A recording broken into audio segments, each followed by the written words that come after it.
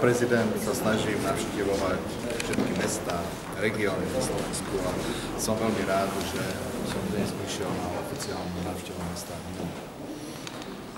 S pani primátorkou sme diskutovali intenzívne o tom, čo spraviť, alebo kde sú príčiny toho, že Slovensko rastie nám HDP, rastú nám priemerné platy, klesá nezamestnanosť, ale ako spraviť, aby aj občania tu v Humennom cítili tento nárast našej krajiny, to, že krajina ide dobrým smerom.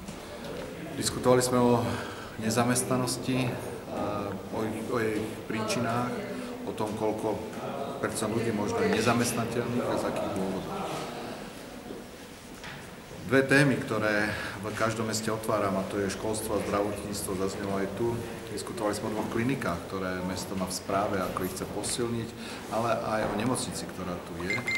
Diskutovali sme o školstve a v rámci dnešnej návštevy Humenného navštívim školu pre talentované deti, ale pôjdem aj do Podskalky, do rómskej osady a budem aj navštívim školu aj tam.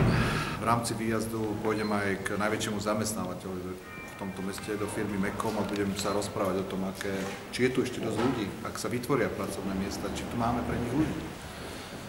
Či ľudia sú ochotní pracovať z tých, ktorí ešte máme nezamestnaných. Takže teším sa na dnešný deň, ktorý tu strávim. Áno, bol som tu v januári a aj v januári sme sa zastavili na benzínpumpe na vstupe, kde som sa na chvíľku zastavil a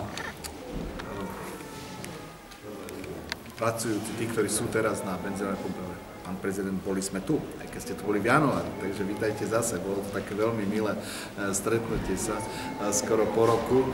A pýtal som sa ich, tak čo nového? A oni povedali, nič, ide to. Takže je skutočne za to krátke obdobie, ktoré som je ťažko vidieť, teda za to krátke časové obdobie, ktoré som tu bol, asi ťažko bude vidieť nejaký rozdiel, ale je ešte len ráno, takže sa teším na to, čo to všetko vidím. Ďakujem pekne. Ďakujem pekne.